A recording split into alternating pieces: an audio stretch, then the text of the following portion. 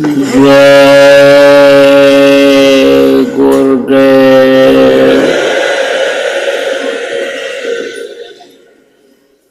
जय गुरुदेव। जय गुरुदेव। जय गुरुदेव नाम किसका। जय गुरुदेव नाम किसका। प्रभु का पावन नाम। प्रभु का पावन नाम। जय गुरुदेव।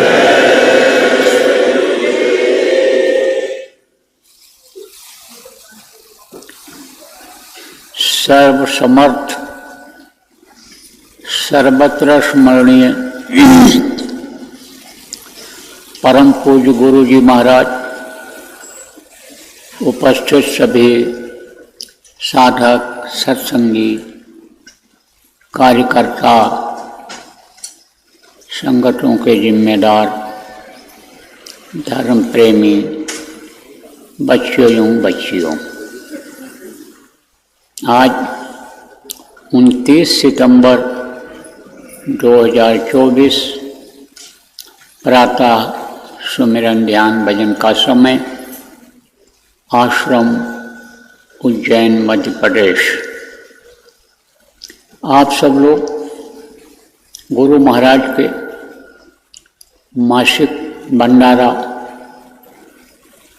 जो कल त्रयोदशी को होगा, इस कार्यक्रम में जगह जगह से शरीक होने के लिए, भंडारे का प्रसाद लेने के लिए यहाँ पर आए। और आज इतनी भारी संख्या में, मौसम खराब होने के बावजूद, बरसात होने के बावजूद भी आप लोग बैठ करके और सुमिरन ध्यान भजन एक साथ किए। ये जो सुमिरन किया गया, ध्यान लगाया गया, भजन किया गया, यह है आंतरिक पूजा, आंतरिक साधना है। एक बाहर की साधना होती है, बाहर की पूजा होती है, और एक अंदर की होती है। बाहर की पूजा कौन सी है? जैसे अभी नवरात्र शुरू हो जाएगा, तो नवरात्र में लोग अनुष्ठान करेंगे, मूर्तियों को फूल पत्ती प्रसाद चढ़ाएंगे, धूप आरती करेंगे, मिट्टी पत्थर जो भी पेड़ पौधे को लोगों ने मान्यता दे दी है, भगवान बता दिया है, उनको पूजेंगे। लोग भागवत सुनेंगे, सत्यनारायण की कथा सुनेंगे। ये सब क्या है? ये बाहरी पूजा है।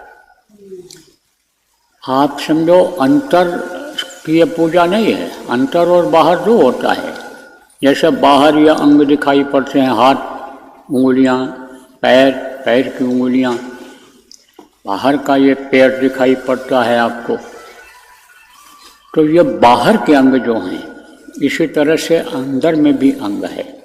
अंदर अलग है, उसको इन बाहरी आँखों से देखा नहीं जा सकता है। तो बाहर की पूजा जो होती है, उसका ताल्लुक अंदर से नहीं होता है, उसका संबंध अंदर से नहीं होता है, उसका फल अंदर में नहीं मिलता है। अब अंदर में कौन है?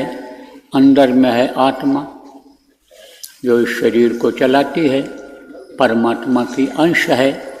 सत्संगों में आपको बताया गया कि जीवात्मा को इस शरीर के अंदर में डाला गया है। क्यों डाला गया है? ये बहुत दिनों से अपने घर से, अपने देश से, अपने पिता से बिछुड़ करके और यहाँ काल माया के देश में आकर के यह फंस गई है। तो इसको वहाँ पहुँचाने के लिए, कहाँ पहुँचाने के लिए? अपने घर, अपने मालिक, अपने पिता के पास पहुँचाने के लिए यह मनुष्य शरीर एक बार मिल गया है, मौका दिया गया है कि इस शरीर के रहते रहते आत्मा को अपने नरकों से बचा लो, 84 से बचा लो, सदगुरु की खोज करके उनसे रास्ता ले करके और अपने आत्मा का उद्धार कर लो। तो एक बार जो मौका मिला है जीवात्मा के लिए इस शरीर का पाने का, तो वो आत्मा कहाँ बैठी है? अंदर में बैठी हुई है, इन दोनों आँखों के बीच में बैठी हुई है। उसको इन बाहरी आँखों से नहीं देखा जा सकता है। तो लोग कथा क्यों सुनते हैं, भागवत क्यों सुनते हैं, दान पुण्य क्यों करते हैं? इसलिए करते हैं कि हमारे दुख दूर हो जाए, हमारा दुख दूर हो जाए, हमको धन मिल जाए, हमको पुत्र की प्राप्ति हो जाए, हमारा पुत्र जो नाती पोता हैं इनको नौकरी काम मिल जाए, ये पढ़ लिख ले जाएं। दुनिया की इच्छाओं को ले करके ये आप समझो प्रेमियों की ये सब काम लोग करते हैं। अब जब देवता खुश हो जाते हैं तो इन चीज़ों को वो दे देते हैं, और देवताओं को जैसे कल आपको बताया था विधि उनकी पूजा की नहीं मालूम होती है कि कैसे उनको खुश किया जाएगा, किस विधि विधान से उनकी पूजा की जाएगी, तो वो भी नहीं मिलता है। सत्संग भी नहीं मिलता है। सत्संग जल जब कोई पावे, महिलाई सब कट कट जावे, सत्संग मिलता नहीं है तो गंदगी साफ होती नहीं है। और गंदगी साफ अगर करना भी कोई चाहे तो छूटे न मैल मैल के धोए, मैले पानी से धोने से कहीं गंदगी साफ होती है? नहीं साफ होती है। निर्मल जल से साफ होती है। निर्मल जल जन्म में पावा, निर्मलता जब आती है तो इससे न तो निर्मलता अंदर में आती है, किससे? इन कर्मों से, इन खट कर्मों से न तो अंदर में निर्मलता आती है और न इसका फल मिलता है। देखो सत्यनारायण की कथा खूब सुनते हैं लोग, कहते हैं नवरात्र आएगी तब सुनेंगे। 6 महीने में एक बार नवरात्र तो आती ही है, साल में 2 बार नवरात्र आती है, तब कहते हैं कि नवरात्र में कथा सुना जाएगा। तो न तो सत्य रूपी धर्म का पालन हो पाता है उससे। आप ये समझो सत्य क्या है? यह एक धर्म का अंग है।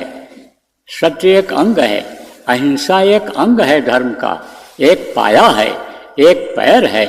जीवों पर दया करना ये क्या है? यह धर्म है। दया धर्म तन बसे शरीरा, दया करो हर जीव पर। सबसे सेवा धर्म कठोरा, सेवा धर्म नहीं आ पाता है। परोपकार, एक दूसरे की मदद करना नहीं आता है। यह परोपकार ये क्या है? यह धर्म है। धर्म न दूजा सत्य समाना, आगम निगम पुराण बखाना। सत्य रूपी धर्म न आता है और न सत्य नारायण मिलते हैं। जो सत्य हैं वही सत्य हैं, वही सच्चे हैं। बाकी तो जगत मिथ्या, कहा ना ब्रह्म सत्यम जगत मिथ्या, ब्रह्म ही सत्य है। अब वो जो योगी रहे, वो जो जति सन्यासी रहे, उन्होंने अपनी आत्मा को इस शरीर से जब निकाला और ऊपर गए, जब देखा ब्रह्म स्थान तक पहुँचे तो बोले ब्रह्म ही सब कुछ है। अब जब वहाँ ये जीवात्मा पहुँच जाती है तो उन्हीं जैसी हो जाती है, वही पावर आ जाती है। जिस भी लोक में जाएगी ये, इस शरीर से जब निकलेगी, यही ध्यान लगाना जो बताया गया आपको, ध्यान लगाना जो बताया गया, जब ध्यान लगाओगे और ध्यान टिक जाएगा, मन रुक जाएगा और जीवात्मा इस शरीर से निकलेगी, तो जब वहाँ पहुँचेगी, जिस भी लोक में पहुँचेगी, उसी देवता उसी लोक की ताकत इसमें आ जाएगी। तो जब वो वहाँ पहुँचे तो कहा ब्रह्म सत्यम जगत मिथ्या, ब्रह्म ही सत्य है। और जब उन्होंने अपने रूप को देखा कि हमारे अंदर भी वही शक्ति है, वही पावर है, वही ताकत है, तब कहने लगे अहम ब्रह्मास्मि, मैं ही ब्रह्म हूँ, मैं ही ब्रह्म हूँ। मैं ही खुदा हूँ। जब उन्होंने वहाँ जा कर के देखा और वो पावर उनके अंदर आया, तब वो अपने को ही ब्रह्म कहने लग गए। तो प्रेमियों, आप इस बात को समझो कि जो भी आज सुमिरन किया गया, जो भी ये ध्यान किया गया, ये भजन किया गया, यह आपकी आंतरिक जो पूजा है, अंदर से आपने किया, मुंह से बोले नहीं, आंख भी बंद किए हुए थे, और नाम का जो आपने सुमिरन किया, ये आंतरिक पूजा है। इसका लाभ किसको मिलेगा? इसका लाभ जीवात्मा को मिले, इस शरीर को मिलेगा। आप समझो कि इसका फल अलग है, और ये जो दुनिया का खटकर्म है, इसका फल अलग है। अब आप ये समझो, कहा गया सतगुरु का नाम पुकारो और सतगुरु से को हृदय में धारो। गुरु महाराज ने सिखाया, गुरु महाराज ने बताया। क्या बताया? कि मन तो प्रार्थना बोलते थे कि मन तो भजो गुरु का नाम। गुरु का कौन सा नाम? गुरु के शरीर का नाम अलग होता है, जो माता पिता परिजन लोग रखते हैं, क्योंकि गुरु भी मनुष्य शरीर में ही इस धरती पर रहते हैं, और मनुष्य शरीर में अगर ना आवें तो लोग विश्वास न करें। मनुष्य मनुष्य पर विश्वास करता है, और जब विश्वास उसको हो जाता है तो उसकी बातों को मान लेता है, और मनुष्य शरीर में आते हैं। सबसे पहले तो विश्वास ही दिलाते हैं। क्या विश्वास दिलाते हैं? कि भाई मेरी बात पर विश्वास करो। अब कैसे विश्वास होगा? कैसे विश्वास होगा?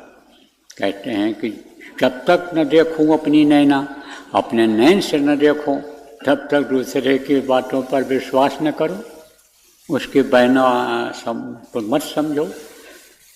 मोटी बात आप ये समझो, मैं कहता हूँ कि आग में गर्मी है और आप आग के करीब नहीं गए हुए हो, तो आपको क्या पता चलेगा कि आग में गर्मी है? और मैं आपका हाथ पकड़ करके और आग के करीब ले जाऊं और आपका हाथ गर्म हो जाए, तब कहोगे हाँ हाथ में गर्मी है। कहूँ कि ये भाई ठंडी चीज़ है, बहुत ठंडा है, ये बर्फ़ है, इस पर हाथ रखो तो तुमको ठंडी का एहसास हो जाएगा, और आप उस पर हाथ रख दोगे तो ठंडी का अनुभव हो जाएगा, आपको पता चल जाएगा कि ठंडी है। तो वो क्या करते हैं? अनुभव कराते हैं। जैसे प्रेमियों, बता दूं आपको, बता दूं, जय गुरुदेव नाम इस समय पर जीता जागता प्रभु का नाम है। तो सबसे पहले तो गुरु महाराज ने नाम को जगाया, और उसके बाद में जय गुरुदेव नाम, परमात्मा का नाम का प्रचार किया।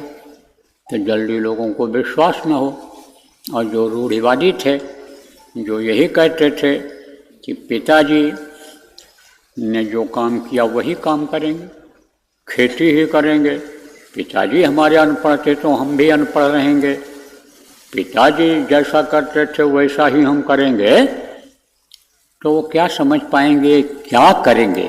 कुछ नहीं। वो तो जड़ हैं, जड़। मूर्ख जिनको कहा जाता है, मूर्ख हृदय नचेत, जो गुरु मिले मेरन सम।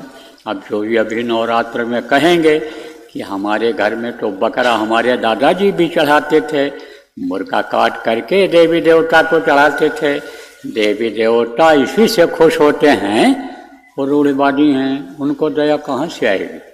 और कहाँ से वो दयालु मिलेगा उनको? कहाँ से वो रक्षा करेगा? यानी समझो कि दया जिसके अंदर होती है, आप समझो उसको दया सिद्धो मिलता है, तो कहाँ से उसको मिलेगा? कहाँ से दया मिलेगी? अरे भाई, दया तो करनी पड़ेगी। अब जो रूढ़िवादी हैं वो तो उसी को पकड़ लेते हैं। तो ऐसे लोग क्या करते हैं? ऐसे लोग संतों का विरोध करते हैं। बहुत विरोध हुआ संतों का, लेकिन संत आगे आगे बढ़ते चले जाते हैं, दूसरे के रास्ते पर नहीं चलते हैं। लीक लीक कायल चले, लीक चलें कपूर, लीक छाए तीनों चलें, शायर सिंह सपूर, गुरु महाराज आगे बढ़ते चले गए और लोग चिल्लाते रहे पीछे पीछे, कैसे है जैसे पलटुक नाहक भूखता, साध देख कर स्वान, जगत भगत सो बैर है, चारों जुग परमान। साधु चले जाते हैं, महात्मा जाते हैं, ऐसे पैदल लोग चलते थे तो चले जाते थे। तो अजनबी आदमी को जब कुत्ते देखते हैं तो भूखते हैं। अजनबी किसको कहते हैं? जिसको पहले कभी देखा न हो, जैसा कपड़ा पहनने वाला, जैसा डील डोल वाला आदमी उनके गांव में न हो, उसको जब देखते हैं कुत्ते तो वो भूखते हैं। तो कहते हैं कि साधु चला जाता है और कुत्ते पीछे भूखते रहते हैं, कोई फर्क नहीं पड़ा।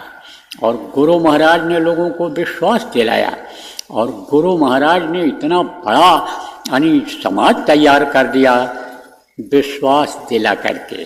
किस बात पर विश्वास दिलाया? सबसे पहले तो इसी बात पर विश्वास दिलाया कि जय गुरुदेव नाम की परीक्षा ले लो, जय गुरुदेव नाम का इम्तहान ले लो। जब कोई विकल्प न रह जाए, कोई रास्ता न रह जाए, सभी देवी देवता भगवान जिनको आप मानते हो उनको याद कर लो, रिश्तेदार परिवार वालों को भी याद कर लो, कोई भी मददगार न हो तब तुम जय गुरुदेव नाम बोलना। यहाँ तक गुरु महाराज ने कहा तुमको विश्वास न हो तो मरते हुए के कान में 10 बार जय गुरुदेव बोल देना, फिर मरता हुआ आदमी जो कभी झूठ नहीं बोलता है वो जो बात आपको बताएगा उस पर विश्वास कर लेना। या लोगों ने परीक्षा लेकर के देखा और मरते हुए आदमी ने जो चिल्ला रहा था, हाथ पैर पटक रहा था, जिसके आँख की रोशनी खत्म हो गई थी, किसी को पहचान नहीं पा रहा था, मुंह की जबान टुटली हो गई थी, बोल नहीं पा रहा था, वो आँख खोल करके बताता है कि बाबा जय गुरुदेव आ गए हमारे सामने और जमराज के दूत भग गए। जो हमको मार रहे थे, कूट रहे थे, जो हमको सता रहे थे, झुलसा रहे थे, डरवा रहे थे, धमका रहे थे, हमको साकल में बांध करके, जंजीर में बांध करके ले जाने वाले थे, वो हट गए। अब बाबा जी आ गए, अब मुझे शांति मिल रही है, मेरी रक्षा हो गई। तब बाबा जय गुरुदेव जी महाराज जो कहा करते थे, हमारे परम पूज्य गुरु महाराज जो कहा करते थे जय गुरुदेव नाम तुम बोलोगे, आखिरी वक्त पर बोलोगे और मैं तुमको मिलूँगा, जो कहा करते थे वो बात लोगों के समझ में आई। तब लोगों ने विश्वास किया कि हाँ, मुसीबत के समय जब कोई बचाने वाला नहीं और उस समय पर गुरु महाराज ने हमको बचाया, तो अब ये हमको धोखा नहीं देंगे। ये जानकार हैं, ये समर्थ हैं, ये हमको बचाएंगे, इसलिए इनकी बातों को मानना चाहिए। तब लोगों ने बात मानना शुरू किया। तो गुरु महाराज के बहुत से शिष्य आप इसमें बैठे हुए हो तो सतगुरु पर करो भरोसा, गुरु पर भरोसा करो। जिनको भरोसा नहीं हो पा रहा है वो लोग भरोसा करो और सतगुरु पर करो भरोसा, फिर रहे न कुछ अफसोसा। अफसोस किस बात का होता है? काम नहीं होता है, समस्याएं आती रहती हैं, समय निकल जाता है। जब सत्संग सुनते हो और ये समझते हो कि भाई जीवन का एक एक समय निकला चला जा रहा है और हमारा ये शरीर किस काम में लग रहा है, शरीर के सुख के लिए ही लग रहा है, खाने के इंतजाम में, कपड़े के इंतजाम में, अच्छा घर मकान बनाने के इंतजाम में लग रहा है। ये बाल बच्चे, ये पूरा परिवार, धन दौलत, ये रिश्तेदारी दुनिया की, ये आखिरी वक्त पर काम आने वाली नहीं है। इसमें हमारा यह समय जा रहा है। तो जब इस बात को सुनते हो, समझते हो, हृदय में रखते हो, हृदय में बसाते हो इस चीज़ को, तब आपको अफसोस होता है कि जो समय निकल गया। वो फिर वापस आएगा? धनुष पर से तीर आप चला दो और तीर अगर निकल गया तो फिर वापस आएगा? गया वक्त साथ फिर आता नहीं, जो समय निकल जाएगा वो वापस नहीं आएगा। लेकिन अगर भरोसा कर लो, गुरु के बातों पर भरोसा कर लो, और ये जो अंतर्मुखी साधना है इसको अगर गुरु के आदेशानुसार कर लो तो फिर रहे न कुछ अफसोसा, फिर अफसोस नहीं रह जाएगा, अफसोस नहीं रह जाएगा। इसलिए गुरु पर भरोसा करना चाहिए। क्यों? कि गुरु ही इस मोह माया में जो आप फंसे हुए हो उससे निकाल सकते हैं। मोह कहाँ से पैदा होता है? सबसे पहले तो अपने शरीर से मोह पैदा होता है, फिर अपनी औलाद से, अपना साथ देने वाले, इस शरीर की रक्षा करने वाले, खिलाने पिलाने वालों से मोह होता है, फिर एक दूसरे की जो मददगार, एक दूसरे के मददगार जो अड़ोसी पड़ोसी होते हैं, गांव के लोग होते हैं, आप ये समझो कि उनसे प्रेम हो जाता है, तो आप ये समझो कि ये जो प्रेम होता है ये जो है स्वार्थ का प्रेम होता है, स्वार्थ का प्रेम होता है। यह प्रेम यानी काम नहीं आता है। कहाँ काम आता है? यहीं काम आता है।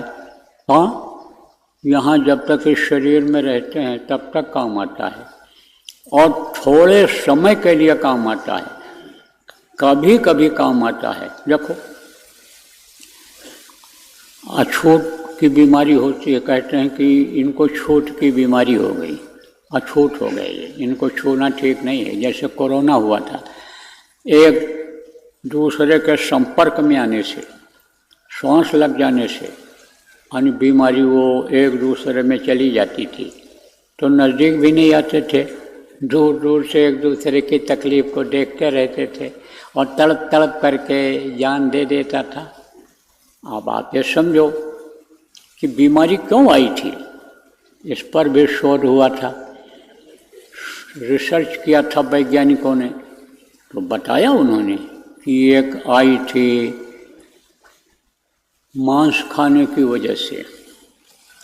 किसी ने कहा चमगादड़ का मांस लोगों ने खाया, किसी ने कहा गंगटे का खाया, किसी ने कहा कि गिद्ध का खाया, किसी ने कहा किसी का खाया। लेकिन यह है 100%, यानी गांव के आदमी समझो 16 आना सत्य हो गया कि यह मांस के खाने से बीमारी आई थी। मांस को लोग क्यों खाए? बोले बड़ा टेस्ट मिल रहा है, नभ्या का जिभ्या का टेस्ट मिला उनको। देखो, गौ जिनको माता कहते हैं, गाय माता, तो क्योंकि दूध पिलाती है, गाय का दूध, माँ के बाद का सबसे फायदेमंद दूध होता है, सबसे फायदेमंद दूध, इसीलिए गौ को माता कहा गया। माँ का दूध आप पे समझो अमृत तुल्य है, और दूसरा अमृत क्या है? गाय का दूध है। लेकिन गाय को लोग मार करके खा जाते हैं। अब सोचो आप कि जिसको माँ कहो, जिसका दूध पियो, जिसने दूध पिला करके शरीर को का पालन पोषण किया, बीमारियों को हटाया, गौ के ताज़ा दूध को आप समझो कि अगर आदमी पीने लग जाए तो बहुत सी बीमारियां यूं ही खत्म हो जाएंगी। अनुभव की बात बताऊं, हमारे एक रिश्तेदार के यहाँ गायें थीं और उधर जंगल के किनारे रहते थे, तो शहर दूर था। अब जो लड़की छोटी थी तो उसको क्या हो गया? संग्रहणी, संग्रहणी जानते हो? दस्त बहुत होता है, बहुत पतली टट्टी होती है, जल्दी बनती नहीं, ठीक नहीं होती। तो वो क्या करने लगे, दूध दुहें और उस लड़के के मुंह में सीधे धार डालें उसके मुंह, और वो भी आदि हो गई उसको पीने, उसी से संग्रहणी ठीक हो गई। डॉक्टर लोग मना करते हैं कि दूध मत पीना संग्रहणी में, और संग्रहणी उससे ठीक हो गया। लेकिन अब जिसको गऊ के मांस खाने का स्वाद मिल गया वो तो गऊ का ही मांस खाना पसंद करता है, बीफ ही मांगता है। अब तो देखो बड़े बड़े होटलों में नाम बदल दिया, उसका दूसरा नाम रख दिया।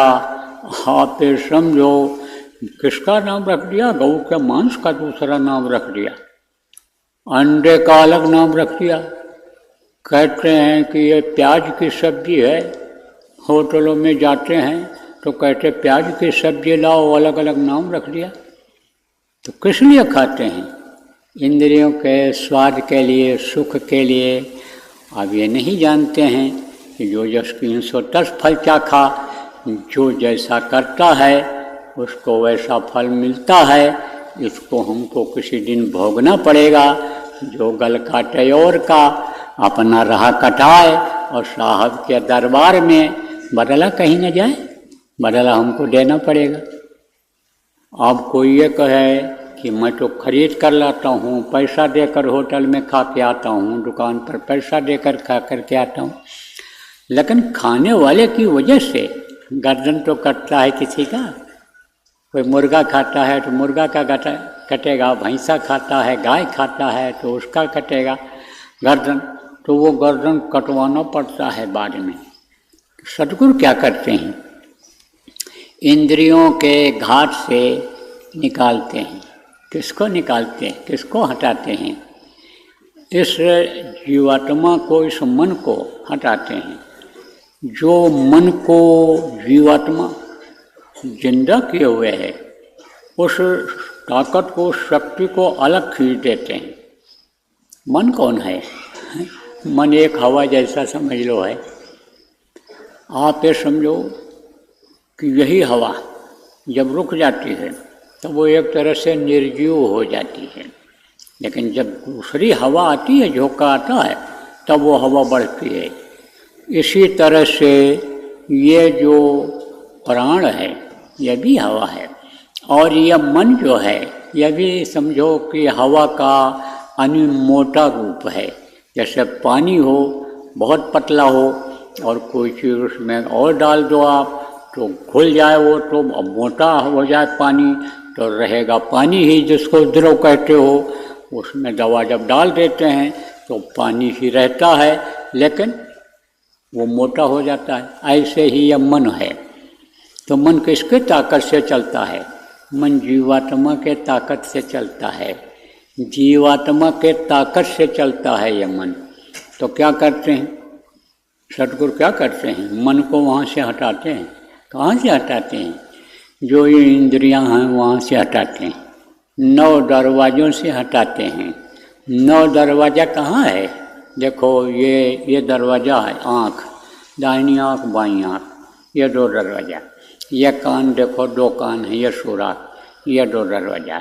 यह नाक, यह 2 दरवाज़ा। मुँह और ये जो नीचे का सुराख है, यह सब दरवाज़ा है।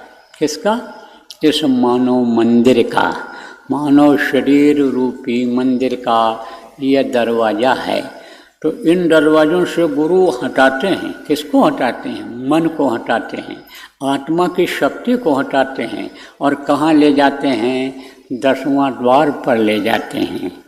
10वें द्वार पर गुरु इसको पहुँचाते हैं। तब आप ये समझो जब यह वहाँ पहुँच जाती है और गुरु की दया से जब उस घाट को छोड़ती है, वहाँ से हटती है, जैसे यह मन इधर से हटाया गुरु ने, इधर से हटाया, खाने की तरफ से हटाया, भोग की तरफ से हटाया, देखने की तरफ से इधर हटाया, दुनिया की चीज़ों को सुनने की तरफ से हटाया और उधर लगाया। किधर लगाया? कि ऊपर का देखो, ऊपर का सुनो, ऊपरी लोक की तरफ चलो। तब उस समय पर जब यह मन लग जाता है और गुरु को समझ लेते हैं, गुरु की बातों को मान लेते हैं, तब रहे न कुछ अफसोसा। फिर कोई अफसोस नहीं रह जाता है किस चीज़ का? यह दुनिया की ये चीज़ों को पाने का, दुनिया की हविश का, और रहे न कुछ डर भय। भाई कुछ डर नहीं रहता है, फिर निर्भय हो जाता है। जब गुरु पर विश्वास हो जाता है, गुरु के बताए रास्ते पर चलने लगता है, तब जब इधर से मन हटता है, जब इधर से त्याग करता है आदमी, तब आप ये समझो कि फिर उधर का जब जलवा देखने की तरफ बढ़ता है, तब विश्वास होता है, तब कोई अफसोस नहीं रहता है, तब कोई डर और भय नहीं रहता है। राजस्थान की एक देवी थी, गुरु महाराज के आश्रम पर वहाँ रहता था। तो गुरु महाराज वहाँ बैठते थे, आकर के लोगों को दर्शन देते थे। तो वहीं पर हमको बैठा रखा था कि यहीं तुम बैठो। तो वहाँ लोग में दर्शन के जिज्ञासु लोग में, इच्छा रखने वाले में बैठे। तो वहाँ जब काफ़ी लोग हो जाते थे तो मैं जाता था, बताता था, तब गुरु महाराज आ जाते थे, दर्शन देते थे। तो वहाँ लोग बैठे रहते थे, आने वाले इंतजार करते रहते थे। अब जब ज़्यादा लोग हो जाएं तब मैं जाऊँ बताऊँ, तो गुरु महाराज आ जाते थे। तो बातचीत होती रहती थी, गुरु भक्ति की बातें, अन्य बातें, अनुभव वाली बातें होती रहती थी। तो उनसे मैंने पूछा कि आप नामदान आपने लिया तो क्या अनुभव किया आपने, कैसे विश्वास किया गुरु महाराज पर। तब उन्होंने बताया कि मुझे पहले भय लगता था। किस बात का भय कि काम होगा कि नहीं होगा, जा रहे हैं तो कोई दिक्कत ना आ जाए, आफत ना आ जाए, कोई परेशानी ना आ जाए। लेकिन गुरु महाराज के पास जब मैं आई तब से मेरी हिम्मत बढ़ गई। बताया उन्होंने, अभी मौजूद हैं वो, न विश्वास हो तो नाम बता दूंगा, पूछ लेना। कहा मुझे विश्वास हो गया कि अब गुरु मेरे रक्षक रहेंगे, गुरु मेरी मदद करेंगे। और ये ऐसे नहीं है, ये हाड़ मांस के शरीर में नहीं है, ये कोई शक्ति हैं और ये शक्ति हमको बराबर मदद हमारी करेगी। और बताया कि हमने अनुभव भी किया कि हम जहाँ भी जा रहे हैं सफल हो रहे हैं, लेकिन गुरु का नाम लेकर के हम जाते हैं तो जो गुरु को धारण करता है, गुरु को हृदय में धारे, जो गुरु को हृदय में धारण कर लेता है, फिर उसके गुरु हमेशा मददगार रहते हैं। धारण करना किसको कहते हैं? कहते हैं ये वस्त्र धारण कर लो, कपड़ा पहन लो। तो जो धारण कर लेता है यानी गुरु को हृदय में बसा लेता है और छिन छिन पल पल रहे ध्यान तुम्हारे चरणों में, यानी आप ये समझो एक एक पल, एक एक क्षण अगर याद करते रहें उनको, तो कदम कदम पर गुरु मददगार होते हैं। देखो छोटा बच्चा होता है तो पापा पापा, पिताजी पिताजी याद करता रहता है। अब आप ये समझो कि वो न भी प्रेम करना चाहे तो जब देखता है पापा पापा पापा, पिताजी पिताजी, तो फट से वो गोदी में उठा लेते हैं। अब जब हृदय में लग जाता है बच्चा, तो बच्चा क्या करता है? चिपक जाता है। हृदय कहाँ है? यहाँ है। देखो माँ बच्चे को कहाँ चिपकाती है? अपने बदन पर चिपकाती है। बदन पर किसको चिपकाती है? अपने औलाद को चिपकाती है, अपने बच्चे को चिपकाती है। दूसरी माँ देखो बच्चे को उठाएगी भी तो बहुत कम चिपकाती है। और ये भी बता दें आपको, गोद लिए हुए बच्चे को वो चिपकाती नहीं है। यह भी बता दें आपको कि जिस तरह से माँ अपने बच्चे को चिपकाती है, उस तरह से ये जो कुंवारी बच्चियाँ हैं, बच्चे को उठा तो लेंगी लेकिन हृदय से नहीं चिपकाएंगी, क्योंकि उनकी आदत नहीं है। उनकी गलती नहीं है, प्यार तो है उनको, लेकिन जो प्यार माँ से है, माँ को है बच्चे से, जो प्यार पिता को है वो बहन को नहीं है, भाई को नहीं है, अन्य लोगों को नहीं है।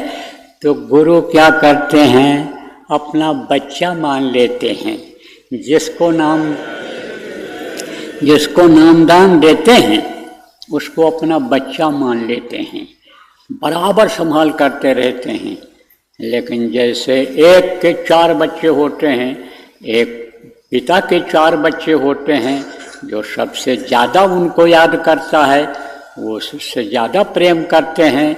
बाकी जो अपना खेलते रहते हैं वो खेलते रहते हैं, और जो दौड़ करके उनके पास पहुंच जाता है उसको गोदी में उठा लेते हैं, उससे ज़्यादा प्यार हो जाता है, उसी को बुलाते हैं, उसी को ज़्यादा प्यार देते हैं, उसी को खिलाते पिलाते हैं। बाकी तो सब बच्चे उनके हैं, सब बच्चे हैं। इसलिए कहा गया गुरु को माथे राखिए, चलिए आज्ञा माही। और कहा कबीर दादास का 3 लोक बनाए। गुरु को अगर मस्तक पर सवार कर लो, गुरु को याद करो पल पल छिन छिन। यहाँ दम दम पर होते हैं सिजदे, सिर उठाने की फुर्सत नहीं है। दम दम पर अगर सिजदा करो, दम दम पर उनको याद करो, बराबर उनको याद करते रहो, तो गुरु समान दाता नहीं दूजा। गुरु के समान और कोई न तो दाता है और न दयालु है और न कोई मददगार है। गुरु सबसे बड़े हितैषी प्रेमियों हमारे और आपके हैं।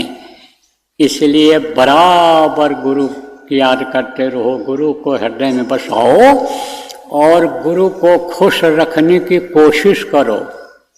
खुश जब होंगे वो, तभी वो आपसे प्रेम करेंगे। तभी प्रेम जब करेंगे तब आपके पास कोई चीज़ की कमी नहीं रह जाएगी। लेकिन खुश कब होंगे? इनका खुश होना है भारी, इनका खुश होना बड़ा मुश्किल है।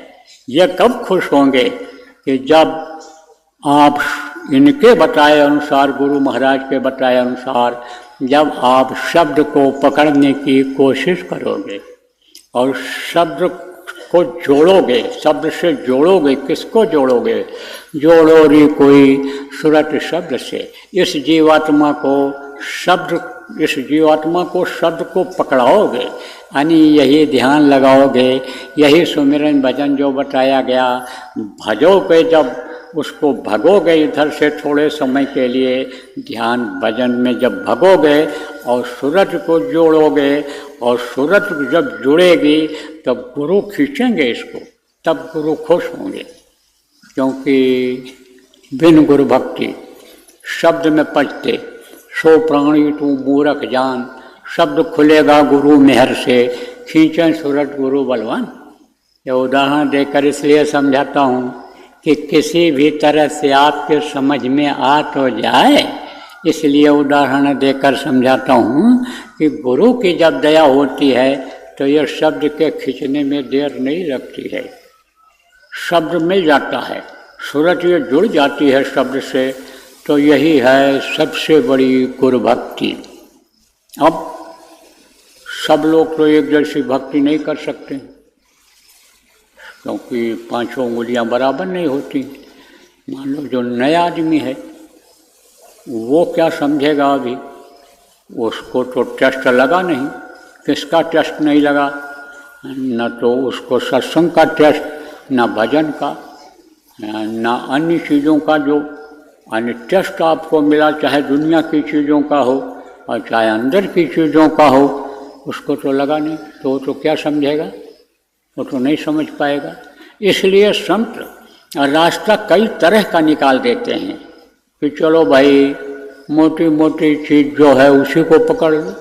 मशीन चीज़ तो मोटी चीज़ को जब समझ जाओगे, मोटे बंधन जगत के गुरु भक्ति से काट, मोटे बंधन जो ये हैं इनको काट लो गुरु भक्ति से, और फिर उसके बाद झीने बंधन अनिष्ट समझो चित्त के कटे नाम पर साफ, फिर अंदर के झीने बंधन वो कट जाएंगे।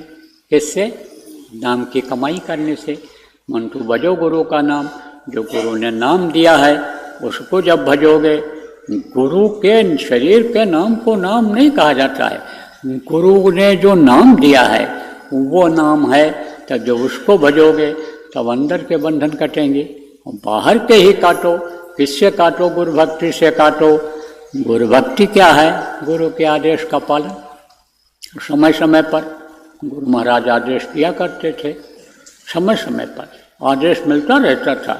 कुछ आदेश तो ऐसे हैं जो गुरु महाराज देकर गए थे कि वो चले जाने के बाद भी आदेश अब भी लागू है, करना ही है।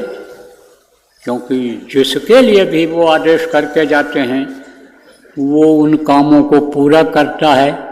जो गुरु चाहते थे उन कामों को वो पूरा जब करता है तभी वो गुरु भक्त कहलाता है, तभी गुरु के मिशन को पूरा कर पाता है वो। तो वो तो करना ही करना है। जैसे सतयुग लाने का है, अब सतयुग ले भी आओ आप और सतयुग देखने वाले लोग न रहें तो सतयुग लाने से क्या फ़ायदा है। तो सतयुग देखने के लायक लोगों को बनाओ, लोगों को शाकाहारी बनाओ, नशा मुक्त बनाओ, चरित्रवान बनाओ, लोगों को निर्लोभी बनाओ, लोगों को सच्चे रास्ते पर चलने के लिए बताओ, तभी तो सतयुग आएगा, तभी तो सतयुग देखने के लायक बन पाएंगे। और नहीं तो ये भटक जाएंगे। जैसे बहुत से लोग अब भटक जा रहे हैं, सही चीज़ को नहीं समझ पा रहे हैं, सही चीज़ को नहीं समझ पा रहे हैं तो भटक जा रहे हैं। कैसे? जैसे अभी नवरात्र ही आ रही है, अब नवरात्र में कहेंगे लोग अरे चलो भाई वहाँ चलो, तीर्थ में चला जाए, वहाँ चलो चलो चलो चलो, बड़ा मेला लगता है, देवी जी बड़ी फलदायी हैं और यह है वो है। और देखा देखी हाँ पे समझो चले जाते हैं लोग तीर्थों में। किस लिए जाते हैं? कि भाई फायदा होगा। अब फायदा किस चीज़ से होता है? फायदा अच्छे कर्म से होता है, और कर्म ही अगर खराब हो गए तो नुकसान होगा नहीं होगा। कहते हैं दारू पीने लग गया या जुआ खेलने लग गया तो इतना बढ़िया धंधा था, इतनी कमाई होती थी और सब खत्म हो गई, एजेंसी खत्म हो गई, दुकान बंद हो गई, कल कारखाना खत्म हो गया, तो कर्म खराब हो गई कि नहीं हो गई? तो कर्म करते हैं, कैसे करते हैं? कर्म ऐसे नहीं काटा जाता है, कर्म काटने का तरीका होता है। तो लोग कहते हैं चलो फायदा हो जाएगा, वो तो ये सोचते नहीं हैं कि कर्म जब तक नहीं कटेंगे तब तक ये तकलीफ जाएगी नहीं, बस देखा देखी लोग चले जाते हैं। तो कहा गया ना, तीरथ गए 4 जना, चित चंचल मन चोर, और ये को कर्म काटे नहीं, लाल लिए 10 और लग जाता है वहाँ जाने के बाद। क्यों? क्योंकि तरह तरह का देखते हैं वहाँ का, जो यहाँ नहीं देखे। मेले में हर तरह के लोगों को देखते हैं, आदमी औरतों को देखने लगता है, औरतें आदमियों को देखने लगती हैं, उनके कपड़ा लत्ता सुंदरता को, उनके धन दौलत, उनके रहन सहन को, तो मन खराब होता है नहीं होता है? और चले जाओ मंदिरों में, देखो देवता की मूर्तियों को लोग कम देखते हैं और आदमी औरतों को ज़्यादा देखते हैं। तो अब उससे क्या होता है? कर्म लगते हैं। मौका पा करके अभी रुपया पैसा संभाल कर न रखो तो निकाल लेते हैं। अब चोरी की भी आदत सीख गए, व्यभिचार की भी आदत सीख गए, अब और कर्म लगे कि नहीं लगे? तो देखा देखी खराब होती है। एक आदमी कथा करवाता था। कौन सी कथा? यही सत्यनारायण की कथा। तो एक औरत थी, वो सुन करके आती थी तो प्रसाद देती थी, प्रसाद। तो गांव वाले अपने अपने यहाँ करवाते थे। जैसे नवरात्र में बताया ना कि बहुत से लोग करवाते हैं इन चीज़ों को, तो कथा करवाते थे लोग। तो वो जाती थी सब जगह, तो प्रसाद लाती थी, तो पड़ोसन को देती थी, खाती थी। तो कहा भाई बड़ा बढ़िया बना है, रोज़ रोज़ लाओ अलग अलग। तो कोई धनिया डाल के पंजीरी बना दे, तो कोई मेवा डाल के बना दे, तो कोई घी में भून दे, तो कोई नहीं रहे तो तेल ही में भून दे। तो कहा बहुत अच्छा लग रहा है, ये कहाँ से लाती हो बहन? तो कहा कि कथा का प्रसाद है, कथा चलो सुनियो। कहा कथा क्या होता है? प्रसाद खाने वाली ने कहा कथा क्या होता है? अरे कथा में बहुत अच्छी अच्छी बातें बताई जाती। अरे दो एक बात बताओ। तब उसको क्या पता क्या कह रहे हैं, क्या सुन रहे हैं। वो तो जो किस्सा कहानी सुनती थी, कन्या कलावती, साधु बनिया, यही सब बात बताई। थोड़ा बहुत जो याद था उसको, किस्सा कहानी जल्दी याद होता है, तो याद हो गया उसको, वही बताई। कहा बहन तुम भी चलो। बोले भाई मैं तो बहुत यहाँ व्यस्त रहती हूँ, मैं क्या करूँ, मैं क्या कथा करूँ, मैं कथा सुनने क्या चलूँ? तब कहा कि नहीं, चलो समय निकाल लो, तुम्हारा काम हम करवा देंगे जल्दी से, जो तुम करती हो दिन में। तो चली गई, सुनी तो अच्छा लगा, उसको भी किस्सा कहानी अच्छा लगा। तो फिर आई तो कहा बहन हम भी अगर कथा करवा लें तो? अरे बहुत बढ़िया रहेगा, फिर क्या कहना, कथा करवा लो। तब कहा कि बगैर पतिदेव के इजाज़त के कथा हो नहीं पाएगी। अब उसका पति क्या था, मेहनती था, मेहनत पर भरोसा करने वाला। उसको तो लंठ था, देवी देवता भगवान से कोई मतलब नहीं, किसी ने बता दिया कर्म ही पूजा है, तो वो तो अपना सुबह जाता, उठाता, लाठी रख लेता कंधे पर। पहले लोग हथियार रखते थे, कौन सा हथियार? लाठी का हथियार। लाठी खेलना सीखते थे, लाठी मारना, लाठी से बचाव शरीर का करना, ये सब लोग सीखते थे। ये गुप्त हथियार तो उस समय था नहीं। लोग कहते थे भाई लठबाज हैं, इनसे बचे रहो, इनसे कोई जीत नहीं सकता है, ये नाराज हो गए तो मारेंगे जरूर।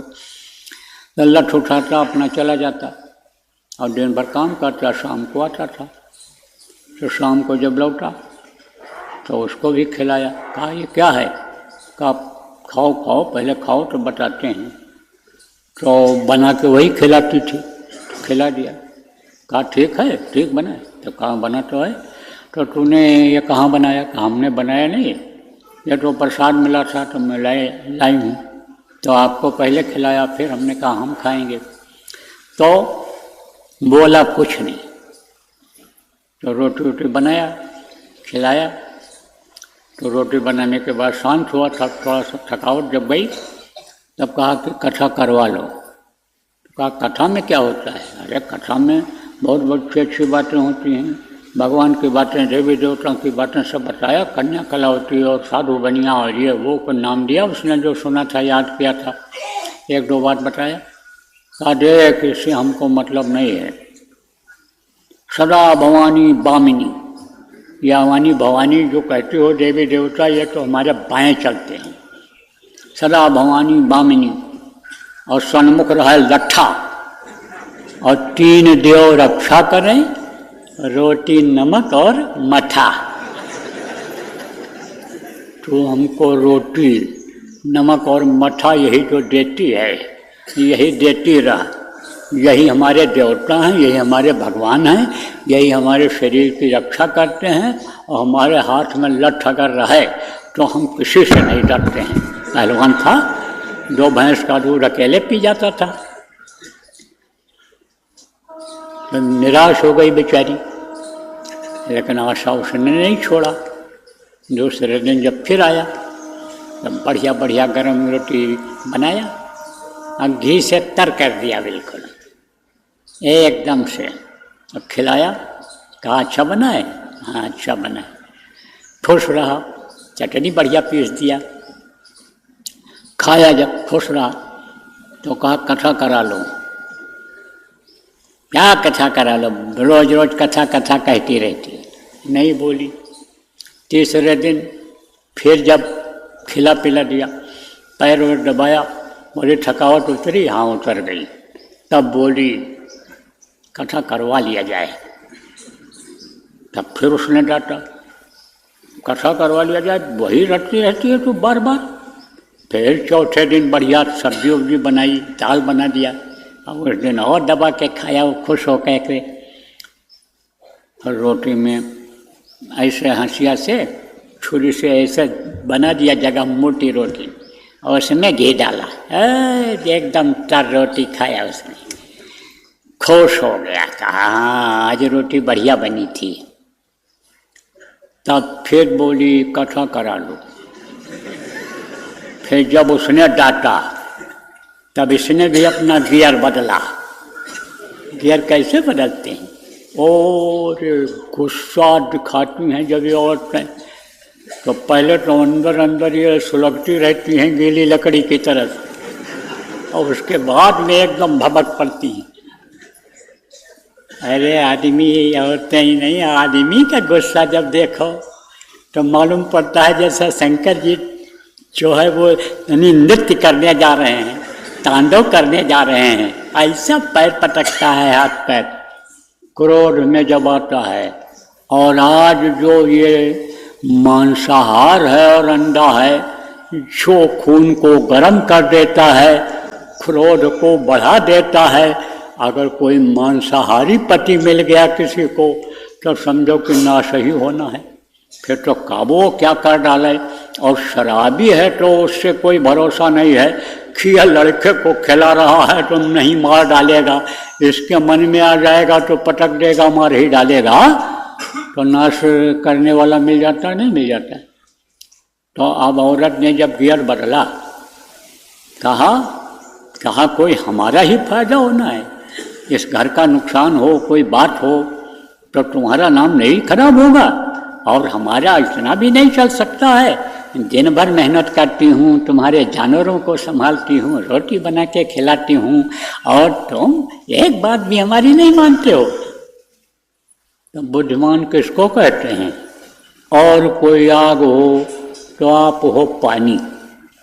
कोई गुस्से में आ जाए तो दूसरे को चुप हो जाना चाहिए, तब न तो झगड़ा बढ़ता है और न झंझट बढ़ता है, और न कोई फिर तलाक का मुकदमा चलता है, और न कोई दहेज का मुकदमा चलता है, न कोई कोर्ट कचहरी में जाना पड़ता है, न थाना पुलिस का चक्कर रहता है। लेकिन अगर न बर्दाश्त हो तो आदमी उसी में दलदल में फंसता चला जाता है। तो उसने भी कहा भाई नहीं मानती है तो करा ले, तो कैसे कराएगी कथा? तो बोलिए तो पूछना पड़ेगा, कैसे करेंगे? तो पूछ ले, क्या सामान लगेगा पूछना पड़ेगा, पंडित जी से पूछ ले, ले ले पैसे, तू खरीद ला सामान, करा ले कथा। अब दूसरे दिन खुश होकर के गई तो कथा खत्म हुआ, प्रसाद बट गया। तब पंडित जी से कहा महाराज हमारे यहाँ भी कथा कह दो। तब कहा कि ठीक है, हो जाएगा तुम्हारे यहाँ भी। महाराज क्या क्या सामान लगेगा? लिख दिया उन्होंने कि ले जाना तो वहाँ पंसारी के दुकान पर, किराने के दुकान पर दे देना, और वो निकाल देगा सामान, तेरे लिए दे देगा। तो महाराज कैसे क्या करना रहेगा? अब उन्होंने सब बता दिया कि ये जो बड़ा सामान है इसको काट करके छोटा कर लेना, फिर जो मिला लेना, इसी में फिर घी मिला दिया जाएगा, इसका हवन होगा। और ये पान है, ये फूल है, ये पत्ती है, ये जो भी है सब इसको तुम यहीं से प्रकृति से ले लेना, बगीचे से तोड़ लेना, रख लेना, और लिपाई कर देना गोबर से, उसी में बैठ के कथा किया जाएगा। और एक तरफ हमारा आसन लगा देना और एक तरफ अपने पति का लगा देना, और पति को समझा देना कि मैं जो कहता जाऊंगा वो कहता जाएगा, करता जाएगा, और बैठ जाएगा वो। बोले ठीक है। तो अब वो सब सुनी और याद करती गई। देर तो थी थी बात की, याद तो उसने किया, लेकिन ये चीज़ कहना भूल गई कि पंडित जी, अपने पति से कहना भूल गई कि पंडित जी जो कहेंगे वो करना रहेगा तुमको। तो यही बताइए, पंडित जी जो कहेंगे वो कहते जाना, तो पंडित जी जो बताएंगे जैसा कहेंगे वैसा कहते जाना, करते जाना। तब बोले ठीक है। अब बैठ गए, अब सामान सब आ गया। तो पंडित जी ने कहा बना दिया। वो क्या बना दिया? गोबर का बनाते हैं, गौ के गोबर का। कहते हैं ये गौरी गणेश हैं, ये गौरी गणेश को कहीं भी बना दो, जिनको देखो ना उनको किसी भी रूप में बना दो।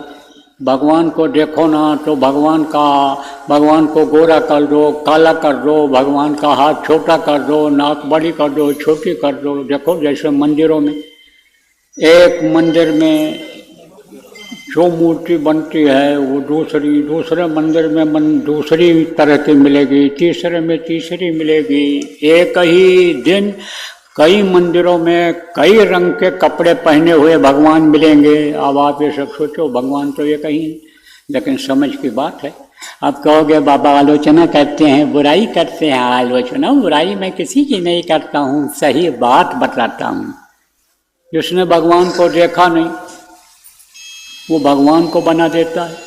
भगवान ने किसको बनाया? आदमी को बनाया, और आदमी भगवान को बना देता है। पत्थर की मूर्ति का, पत्थर को काट करके मूर्ति बना देता है और कहता है स्थापित करके मान्यता दे देता है, मंदिर बना करके मान्यता दे देता है, कहता है ये भगवान है। भगवान को बनाने वाला, मूर्ति को बनाने वाला भी आदमी, मंदिर को बनाने वाला भी आदमी, मंदिर में मूर्ति की स्थापना करने वाला भी आदमी और मान्यता देने वाला भी आदमी ही होता है। तो अब आप ये समझो प्रेमियों, बात को समझो। तो वो क्या हुआ कि मूर्ति बना दिया, गौरी गणेश बना दिया, किसका गोबर का ऐसे ऐसे नुकीला करके, और उससे कहा, किससे, जजमान जिसको कह लो आप, घर वाले से, औरत के घर वाले से कहा इस पर जल चढ़ाओ। पहले तो कहा कि अपने ऊपर हाथ में पानी लेकर के ऐसे पानी डालो। तो उसने भी पंडित जी से कहा कि अपने हाथ में पानी लेकर के डालो। तब तो पंडित जी नहीं बोले, बोले तुम पहले अपने हाथ से पानी डालो। तो उसने कहा तुम पानी डालो। सब कहा जरूर नहीं मान रहा है, तो कहा कि अब गौरी गणेश को पानी चढ़ाओ। तो उसने भी कहा गौरी गणेश को पानी चढ़ाओ। फिर कहा अच्छा चलो अच्छा चढ़ा दो। फिर बोला चलो अच्छा चढ़ा दो। जो ये कहा वो कहता जाए।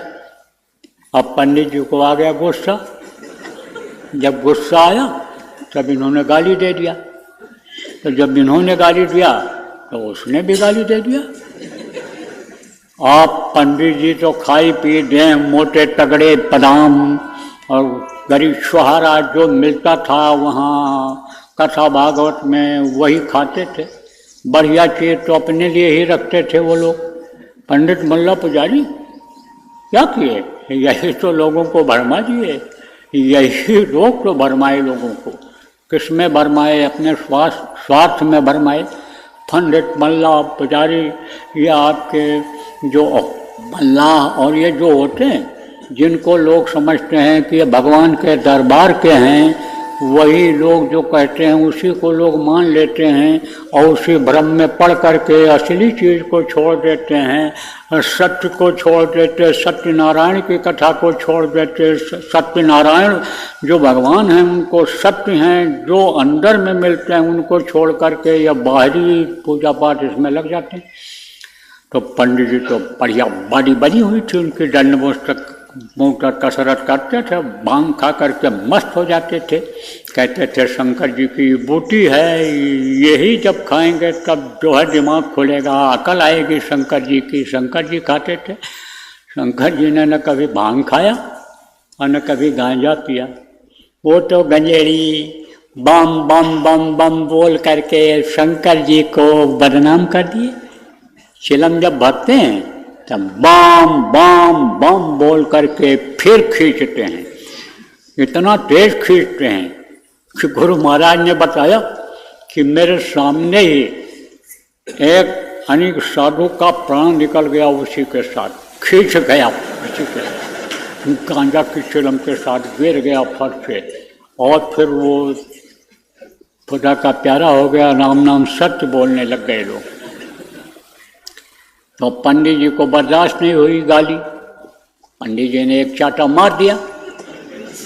तो उसको तो यही सबक मिली थी कि जो पंडित जी कहें करना है तुमको, तो मारा उसने भी पंडित जी को।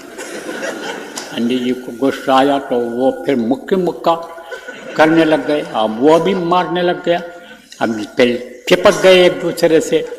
तो कभी पंडित जी पटकाएं तो कभी वो पटके इनको नीचे करें और पटकते और लुढ़कते यानी वो जो चौका था जो लिपाई हुई थी उसके बाहर चले गए। तो पहले तो औरत देखती रही, बोली भाई ये कौन सा कथा है? ऐसा कथा तो उनके यहाँ मैंने देखा नहीं। तो ये कोई बड़ा कथा है, ये कोई भारी कथा, बड़ा कथा कर रहे हैं। लेकिन फिर जब ये बाहर निकले, लिपाई के बाहर निकले जब, तब वो बोली पंडित जी आपने कहा था लिपी हुई जगह पर कथा होगा, तो बाहर कैसे चले गए?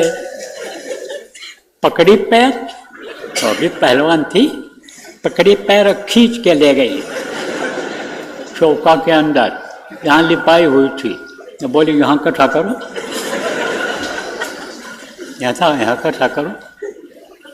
तो अब पंडित जी हो गए कमजोर मार में, वो तड़ातड़ मारने लगा। जब कहते हैं, कहावत है कि कहीं मारे मर्द तो कहीं भागे मर्द। मर्द किसको कहते हैं? वीर को, बहादुर को, जो पहलवान होता है। तो कहते हैं कि जब मारो, जब तक चलाए, और जब देखो जान का खतरा तो भाग जाओ, उसमें भी बहादुरी है। तो पंडित जी बोले भगो, चलो। तो भगे। अब जब भगे तब वो पीछे पीछे दौड़ा। कौन दौड़ा? वही मारने के लिए। लेकिन अब वो भी हाफ गया थोड़ी दूर जाने के बाद।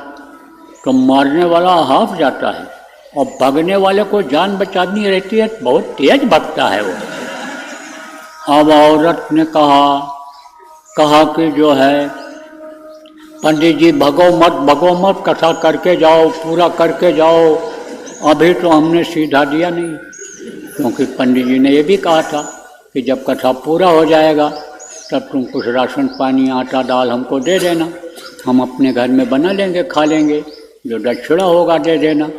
तब वो दौड़ी पीछे पीछे, पंडित जी कथा करके जाओ, पंडित जी कथा करके जाओ, पंडित जी कथा करके जाओ। अरे बोले कथा हो गया, हो गया। पंडित जी अभी प्रसाद तो बचा नहीं। अरे बोले हमको तो बहुत मिल गया, हमको तो बहुत प्रसाद मिल गया, अब तुम लोग बांटो खाओ, बांटो खाओ, बांटो खाओ। बोली नहीं पंडित जी ऐसे नहीं जाने देंगे, अभी तो सीधा लेकर भेजेंगे आपको। सीधा कहाँ दिया, तो हमको सब मिल गया, मेरी जान छू। भगे और तेज भगे, कहीं ऐसा न हो यह भी हमारे ऊपर हमला कर दे। तो वहाँ पानी गिरा हुआ था, कीचड़ थी, फिर चल करके गिर गए बेचारे। और लंगोटी गई खोल, सब कपड़ा तो वहीं उतर गया था, सब फट गया था।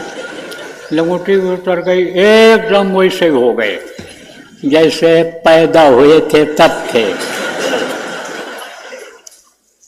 वहाँ पहुँचे, दरवाज़ा खटखटाया। दरवाज़ा जब खुला तो औरत देख कर चकित रह गई। अरे भाई चलो। वो समझी कोई पागल है। अरे बोले घर रहती तुम समझी नहीं, मैं कौन हूँ, पहचाना नहीं। आवाज़ जब उसने सुना तो पहचानी, देखा, कहा अरे पंडित जी आप हो? अरे आप, यह हालत किसने बनाया आपका? अरे मैं तो उसका खून पी जाऊंगी, मैं उसको छोड़ने वाली नहीं हूँ जिसने तुम्हारा यह हाल बनाया। तो ले गई अंदर, बैठाया, पूछ रही थी शरीर को और साफ कर रही थी। वो जहाँ जहाँ काला हो गया था पड़ा था मार। तो तब तक वो औरत भी पहुँच गई पीछे से। वही महाराज सीधा, आप ये समझो कि ले लो, सीधा नहीं लिए। जब रास्ते से लौट करके गई वो, तो पंडित जी तो भाग गए। तो उसके आदमी ने कहा जा सीधा दिया, सीधा नहीं दिया तो जा दिया पंडित जी के घर, वहीं दिया जा करके। तो उसने अपना सब वो आटा दाल चावल और घी तेल मसाला सब रखा और उधर से आ रही थी और इधर वो हाल चाल पूछ रही थी पंडित जी की औरत, किसने हाल बनाया। तब तक जब वो देखा उनको, किसको, औरत को देखा, वो किसान के औरत को देखा पंडित जी ने, और तो डर गया। कहा यह भी यहाँ हालत सही करेगी आ रही। तो बोल दिया परेशानी को कि देख उसने बनाया है। पंडित जी ने सोचा सपोर्ट में तो रहेगी, बचाएगी तो। आप जैसे वो पहुंची तैसे पंडितानी टूट पड़ी उसके ऊपर, अब पकड़ा बाल और लगी घोषम घोषा। अब वो बेचारी को समझ न पावे, किसी तरह से जब यह हार गई कूट पीस करके, तब वो भगी, तब भाग करके वहाँ पहुँची। कहाँ पहुँची? अपने घर। कि भाई चलो अब वहाँ। तो देखा इसकी हालत, उसने गृहस्थ ने देखा तो कहा ये क्या हो गया? अरे कहा भर पाए कथा सुनने से, कथा करवाने से भर पाए, और जितनी मेहनत कथा सुनने में नहीं, उससे ज़्यादा मेहनत हमको सीधा देने में हो गई। हमारी हालत सीधा देने में खराब हो, तो दोनों लोग भर पाए। तो बिना विचारे जो करे, समझ लो ठीक से आप, अब बिना विचारे जो करे सो पीछे पछताए, और कान बिगाड़े अपनों और जग में करे हंसाए। कुल मिला करके ये सोचो और समझो, और फिर उसके बाद में तब करो। तो देखो प्रेमियों, आप ये समझो, ये काम अगर कर ले जाओगे, जो सुमिरन ध्यान भजन करने का है, जो गुरु के आदेश के पालन से कर्म काटने का है, चाहे सेवा के द्वारा हो, चाहे भजन के द्वारा हो, चाहे सत्संग सुनने से जो बदलाव आता है, इसके द्वारा अगर ये आप कर ले जाओगे, तो फिर समझो फिर किसी भी पचड़े में नहीं फंसोगे। और नहीं तो यहाँ फंसाव है, मुसाफिर रहना तुम होशियार, ठगों ने आन बिछाया जाल। ठगों ने यहाँ जाल बिछा दिया है, यहाँ फंसने में आपको देर नहीं है। कई तरह की ठगी होती है, एक करता है एक कराता है।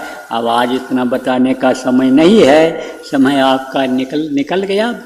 अब तो आप जाओ और अपना दैनिक क्रिया करो, और ईटिंग मीटिंग जो भी है, योजना जो भी है, उसको आप बनाओ और उसको लागू करो। लागू नहीं हो पाती है। अब देखो जैसे यहाँ है, मौसम खराब हो गया। अब कुछ लोग तो यही इंतज़ार करते रहे, सूखी ज़मीन कहाँ है, कहाँ बैठे।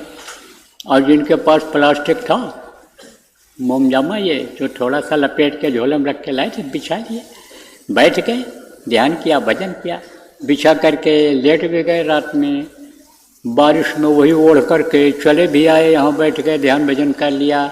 बड़े काम की चीज़ होती है। अब देखो इतने आदमी हैं, हम कोई खबर यहाँ दिए थे कि हम इतने लोग आएंगे, और कब कितने आ जाएं, कब किसकी डोर खिंच जाए, ऐसे नहीं आते हैं। डोर ऊपर से खींचती है, तो कब किसकी खिंच जाए और चल पड़े, न चाहते हुए भी पहुंच जाते हैं लोग। तब यहाँ व्यवस्था इतनी तो हो नहीं पाती है, व्यवस्था करने वाले भी लोग कम रहते हैं, इतनी व्यवस्था हो नहीं पाती है। तो वैसे तो मुझे ये विश्वास रहता है कि कुछ न कुछ तो मिल जाएगा सबको। भूखा तो लोग नहीं सोते हैं, कुछ न कुछ मिल जाता है। और मैं भी लोगों से कह रखा हूँ कि भाई इनको खाने की दिक्कत न होने पावे, भूखा न सोने पावे, पेट भर जाएगा। तो नींद तो आदमी बैठे बैठे भी ले लेता है। नींद तो मैंने देखा कि एक आदमी ऐसे चलते चलते ले लेता था, चलते चलते ऐसे औंधा जाता था, और उसका वो कहता था हमारा इसी में पूरा होगा। और नींद कब खुलती थी, नींद में ऐसे चलता चला जाता था, ऐसे ऐसे ऐसे डंडा भी चलता जाए, चलता भी जाए। और नींद कब खुले, जब ठोकर लगे तब। तो हमारे साथ में एक थे, तो हम लोग जाते थे, पैदल चलते थे उस समय। तो हमारे दोस्त थे, तो उनका एक नौकर था, झोला वोला उनका टांग करके चलता था, छड़ी डंडा कभी ले ले तो ऐसे चलता। तब जब वो ठोकर खाए तो वो कहें मास्टर, मास्टर कहते थे उसको, अपने आदमी को, मास्टर अरे तुम नींद आ रही? हाँ बाबू लग गई लड़ा नींद, ऐसे बोलता था पूरब की भाषा। तो अब आप ये समझो कि चलते चलते भी लोग नींद ले लेते हैं। तो नींद तो कोई कैसे भी ले लेगा, भूखा न सोए। लेकिन अगर आपके पास कुछ रहे, क्या रहे, रूखा सूखा जो भी जिसके यहाँ चलता है, अपने यहाँ नाश्ता पानी करते ही हो, रूखा उसी को कर लो, अगर गीला भी है, और डाले रहो कुछ झोले में। तो भूख के समय में कुछ डाल दोगे तो ये पेट रूपी कुटिया भूखेगी तो नहीं, और नहीं है किसी के पास, उसको दे दोगे तो वो एहसानमंद हो जाएगा, उसकी आत्मा खुश हो जाएगी, मन प्रसन्न हो जाएगा कि देखो इन्होंने मेरी मदद किया, भूखा था मैं, इन्होंने खिला दिया, आपका एहसानमंद हो जाएगा। कहेगा भाई इनका नमक अदा करना है, नमक इन्होंने मुझको दिया था, खिलाया था, नमक अदा करना है, एहसानमंद हो जाएगा। और नहीं भी एहसानमंद होगा तो लेना देना कर्जा तो अदा हो जाएगा। कौन किसको खिलाने जाएगा? कोई कर्नाटक का है, कोई आंध्र का है, कोई तमिलनाडु का है, कोई असम का है, कोई बंगाल बिहार का है, आप मालूम मध्य प्रदेश के हो, हरियाणा के हो, तो कौन किसको खिलाने जाएगा? ये नहीं मालूम है कर्जा होता है, लेन देन होता है पिछले जन्मों का, वो भी अदा होगा। तो ये बातें जो जरूरी होती हैं, याद करने वाली होती हैं।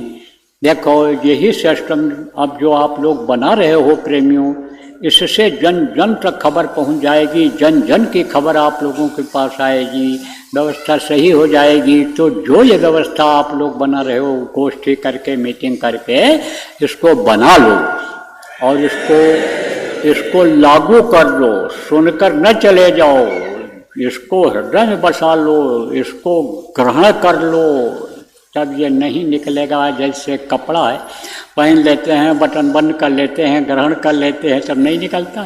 ऐसे हाथ में ले लो, कंधे पर डाल लो तो कपड़ा नीचे गिर जाएगा, खबर भी नहीं लग पाएगी।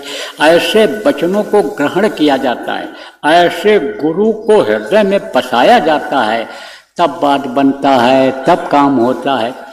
तो बोलो जय गुरुदेव।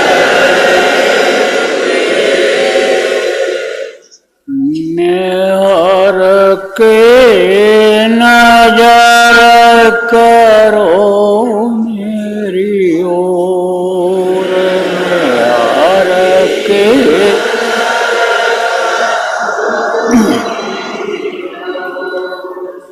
दया के नजर करो मेरी ओर,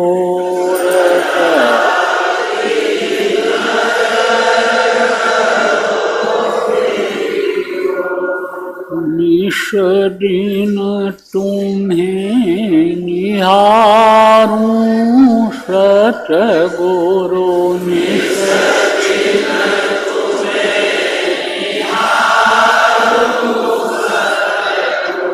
जैसे चंद्र चकोर,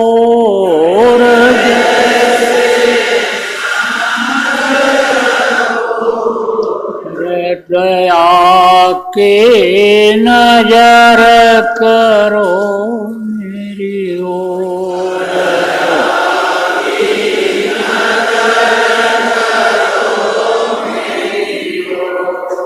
जानून कौन भूलहु ये तन से,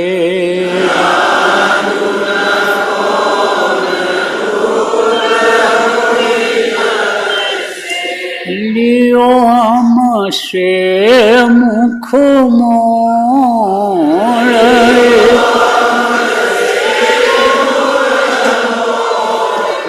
दया के नजर करो मेरी ओर,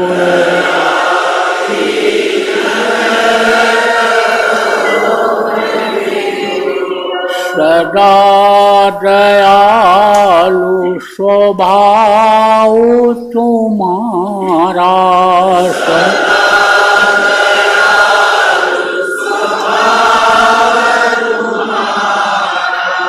मेरी बेरिया कस भयऊ कठोर,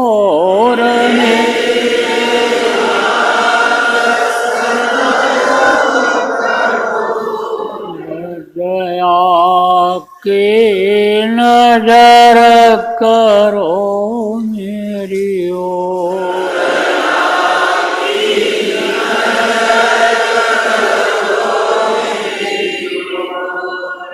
बालक जान शोक विसराओ,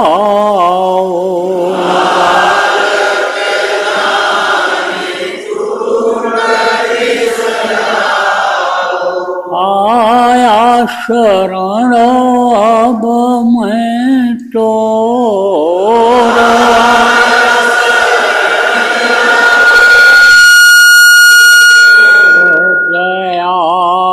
के नजर करो मेरी ओर,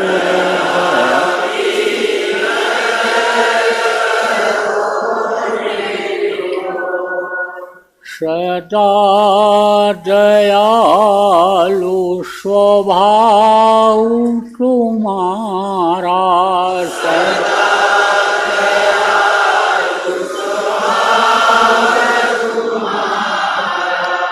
मेरी बेरिया कस भयऊ कठोर,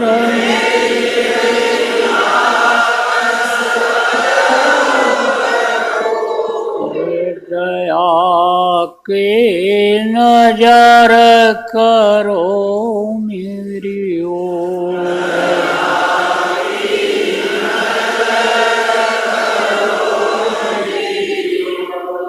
शरणागत की लाज न राखो,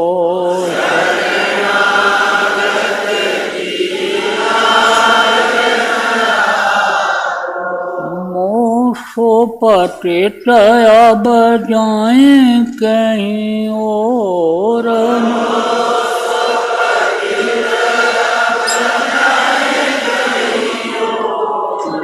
दया के नजर करो मेरी ओर,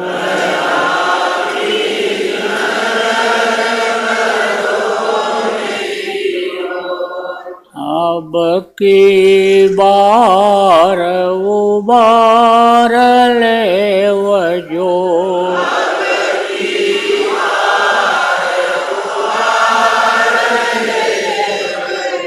फिर न जरा पग यही मगोर गेल,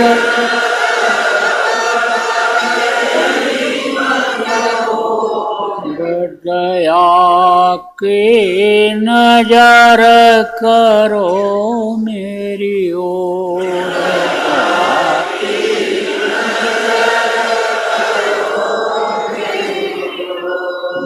हर के नजर करो मेरी ओर,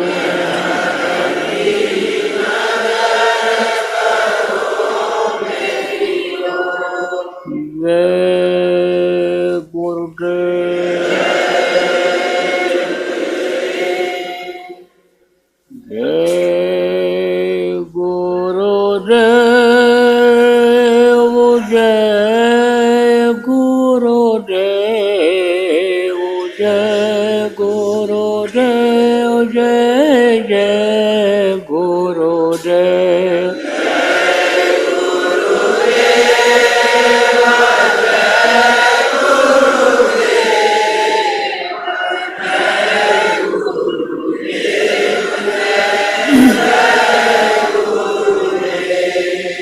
जय गुरुदेव, जय गुरुदेव, जय गुरुदेव, जय जय गुरुदेव,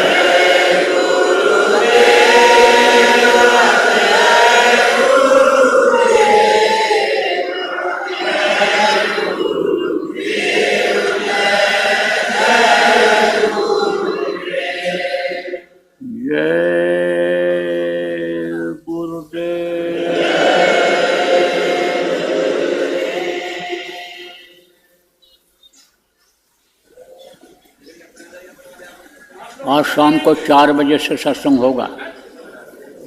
सत्संग पहले होगा और उसके बाद फिर ध्यान भजन हो जाएगा शाम को 4 बजे से। बोलो जय गुरुदेव।